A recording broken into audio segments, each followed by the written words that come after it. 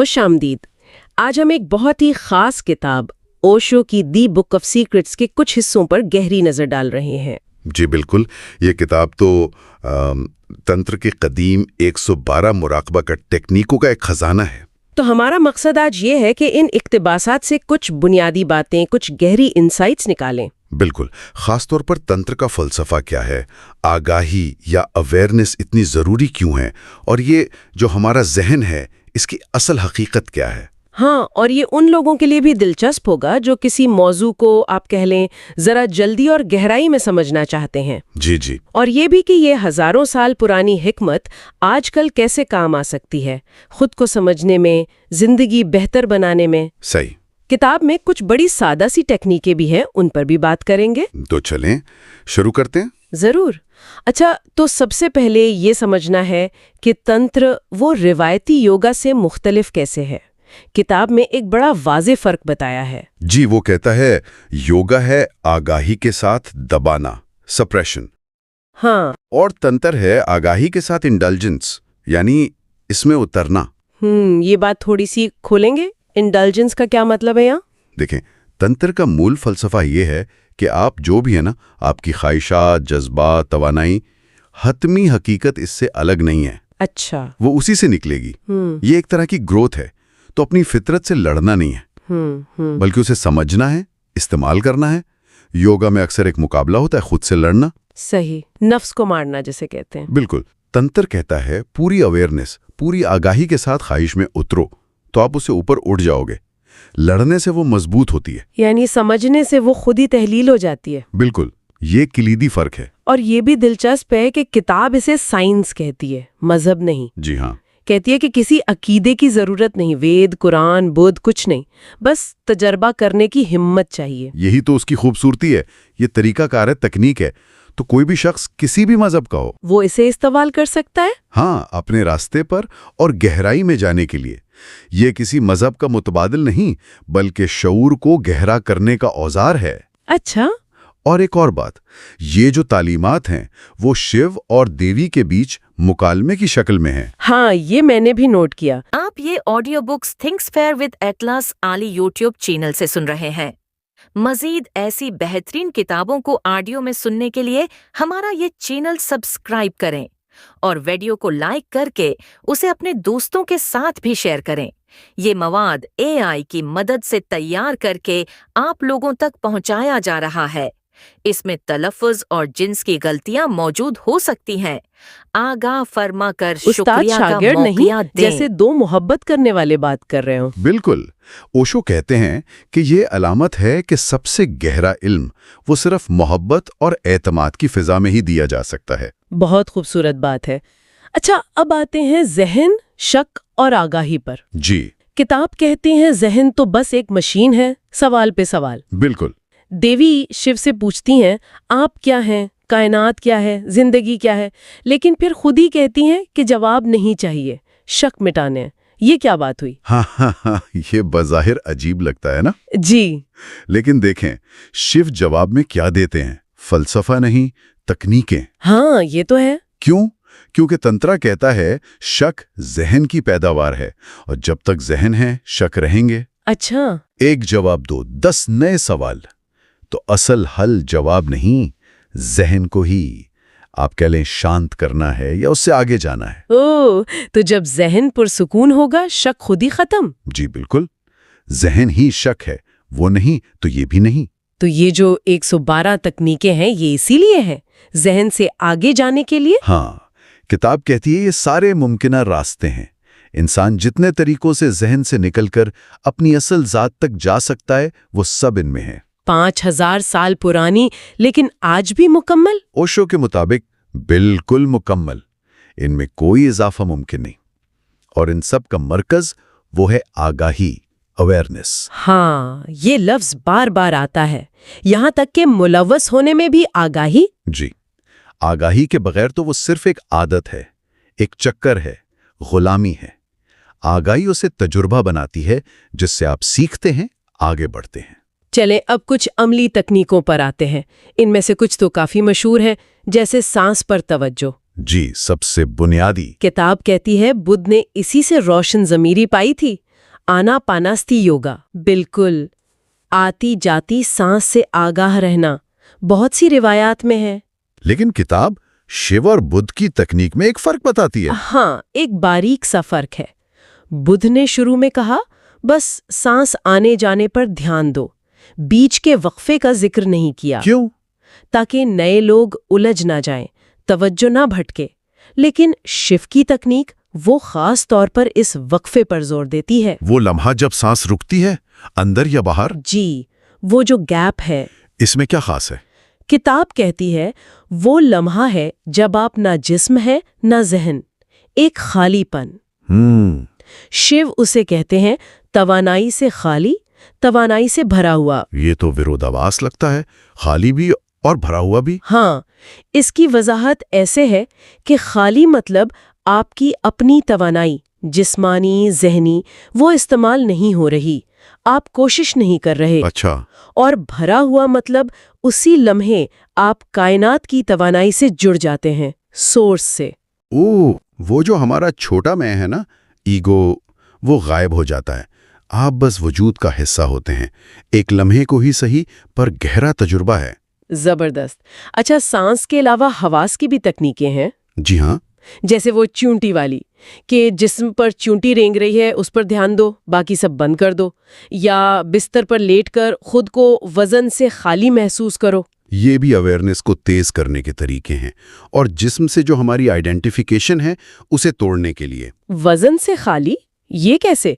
देखें, वजन जिस्म का है ना? हाँ।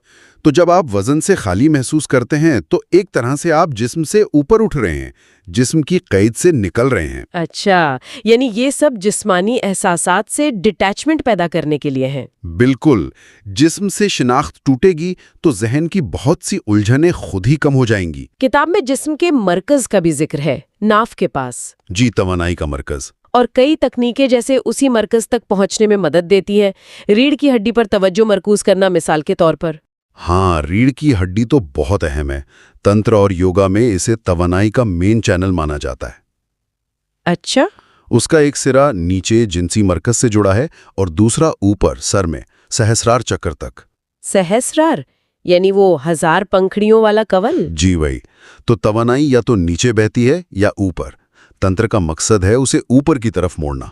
रूहानी मकासद के लिए? बिल्कुल, तख्लीकी और रूहानी मकासद के लिए। तो रीढ़ की हड्डी पर तवज्जो देना इस बहाव को ऊपर लाने में मदद करता है। कुछ और भी बड़ी दिलचस्प तकनीकें हैं, थोड़ी अजीब भी लगती हैं। मसलन? जैसे किसी चीज को टिकटिकी बांध कर देखना, पलकें भी ना झपकें। मेहर बाबा की मिसाल दी है। हाँ, त्रातक कहते हैं उसे। ये भी तवज्जो को एक नुक्ते पर लाने के लिए है। जहन भटकना बंद हो जाता है। और वो मेहर बाबा तो फिर हमेशा के लिए खामोश हो गए। वो तो एक अंतहा की मिसाल है, लेकिन उसूल वही है, यकसुई। और एक तकनीक है किसी चीज को चूसने का अमल, उसमें पूरी तरह डूब जाना। ये शायद इसलिए कि चूसना जिंदगी का पहला अमल है, बच्चे का। ओह हाँ, सांस के बाद। तो ये बहुत बुनियादी सतह पर हमें मुतासिर कर सकता है। पूरी तवज्जो से करें तो मरकज में वापस आ सकते हैं। और वो किसी चीज को ऐसे देखना जैसे पहली बार देख रहे हो, चाहे कोई खूबसूरत इंसान हो या आम सी चीज। जी, ये बहुत अहम है, पहली बार देखना। हम आदी हो जाते हैं ना, चीजों पर लेबल लगा देते हैं। हाँ सही। जब आप किसी चीज को, भले वो पुराने जूते ही क्यों ना हो, जैसे वॉन गॉग में पेंट किए, हाँ वो हवाला था किताब में, जब आप उन्हें बिल्कुल नई नजर से, हैरत से देखते हैं तो आप हाल में आ जाते हैं। माजी के प्रीकंसीव नोशंस और मुस्तकबिल की उम्मीदें वो खत्म। तो ये सारी तकनीकें, सांस, हवास, देखना, सबका मकसद तवज्जो को एक जगह लाना है। बुनियादी तौर पर यही है। तवज्जो एक जगह आएगी तो आप बिखराव से निकलकर अपने मरकज में आएंगे, अंदरूनी मरकज में। अब बात करते हैं मोहब्बत, जिन्स और कबूलियत की। तंत्र इस मामले में बड़ा खुला है। जी बहुत। जिन्स को ये कबूल करता है। खुजराहों के मंदिरों का जिक्र है जहां जिनसी मनाजिर हैं। ये तो अक्सर मज़ाहिब में सोचा भी नहीं जा सकता। बिल्कुल। तंत्र कहता है दबाओ मत, सप्रेस मत करो। क्यों? क्योंकि दबाने से चीज खत्म नहीं होती, वो लाशऊर में चली जाती है और ज्यादा ताकतवर हो जाती है। और दबाने का अमल अहम को मजबूत करता है, क्योंकि लड़ाई हमेशा अहम पैदा करती है। तो तंत्र कहता है लड़ो मत, कबूल करो। हाँ, गुस्सा है, कबूल करो। समझो, जिन्स की तवानाई है, कबूल करो। समझो तशद्दुद का रुझान है, इसे भी कबूल करो, समझो ये कहाँ से आ रहा है। लेकिन कबूल करने का मतलब ये तो नहीं कि वैसा ही करें, अगर कोई पुरतशद्दुद है तो तशद्दुद करें। नहीं नहीं, बिल्कुल नहीं।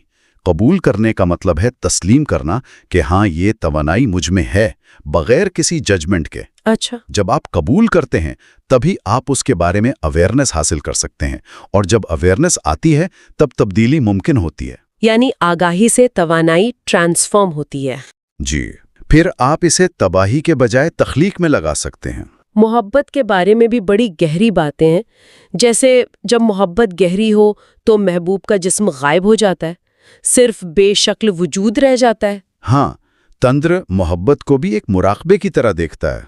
अच्छा। जब मोहब्बत उरूज पर हो तो दोई मिट जाती है, जिस्म सिर्फ एक जरिया रह जाता है, असल तजरबा रूह का होता है। बेशक्ल का तजर्बा। जी, और किताब कहती है मोहब्बत के लम्हे में माजी मुस्तकबिल नहीं होता, सिर्फ हाल होता है। और हाल वक्त नहीं, अबदियत है। बिल्कुल, एटर्निटी का दरवाज़ा।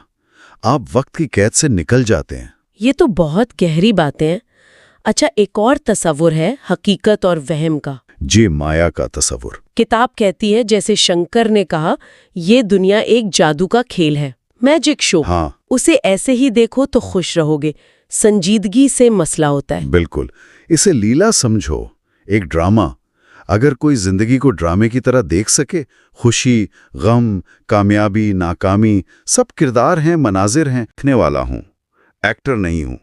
जब हम बहुत संजीदा हो जाते हैं तो हम भूल जाते हैं कि हम कौन हैं, और अपनी असली शनाख्त भूल जाते हैं। हाँ, वो संजीदगी ही गर्द की तरह जम जाती है। और इसी से जुड़ा है असली ऑथेंटिक होने का तसव्वुर। जी, किताब कहती है हम सब नकली चेहरे पहने हुए हैं, बहुत से। हमें उन नकाबों को देखना है और जो हम असल में हैं उसे महसूस करना है। गर्जीफ और ओस्पेंस्की का भी जिक्र है। हाँ, सेल्फ रिमेम्बरिंग, खुद को याद रखना कि दुनिया सोई हुई है, लोग मशीन की तरह जी रहे हैं। ये तंत्र की अवेयरनेस से बहुत मिलता जुलता है।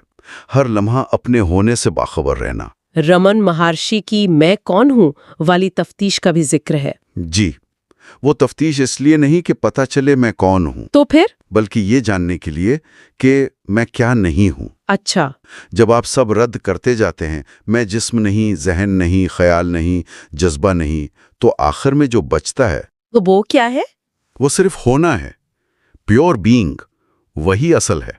तो द बुक ऑफ सीक्रेट्स के इन हिस्सों का ये जायजा हमें तंत्र के कई अहम पहलुओं तक ले आया। जी, आगाही, कबूलियत, जहन से आगे जाना और कुछ अमली तरीके। और सबसे अहम बात शायद ये कि तंत्र जिंदगी से भागना नहीं सिखाता। बिल्कुल नहीं, बल्कि पूरी अवेयरनेस के साथ जिंदगी में उतरना सिखाता है। तवानाइयों को दबाना नहीं, समझना और ट्रांसफॉर्म करना है। बिल्कुल, और ये कि बहुत सादा सी तकनीकें जैसे सांस पर तवज्जो अगर ठीक से की जाएं तो गहरे दरवाजे खोल सकती हैं। और ये ख्याल भी बड़ा जबरदस्त है कि हम पहले से ही वो हैं जो बनना चाहते हैं, कहीं पहुंचना नहीं, बस रुकावटें हटानी है। हाँ, शायद हमारी ज्यादातर कोशिश गैर जरूरी है। हम पहले ही मंजिल पर हैं, बस खिड़की साफ करनी है। सही। और सुनने वालों के लिए एक आखिरी नुक्ता छोड़ जाते हैं किताब के हवाले से। जी। कहा गया है कि हर तकनीक सिर्फ शुरू है, असल बात तब होती है जब तकनीक भी छूट जाए। तकनीक भी छूट जाए? हाँ, क्या ये मुमकिन है कि कोशिश करते करते वहां पहुंच जाएं जहां कोशिश की जरूरत ही ना रहे? यानी बेमेहनत कोशिश, एफर्टलेस एफर्ट। बिल्कुल, ये तजाद बड़ा गहरा है। क्या कोशिश हमें बेकोशिशी तक ले जा सकती है? इस पर सोचा जा सकता है। वाकई ये गहरा सवाल है। इस दिलचस्प और फिक्रअंगेज गुफ्तगू के लिए बहुत शुक्रिया।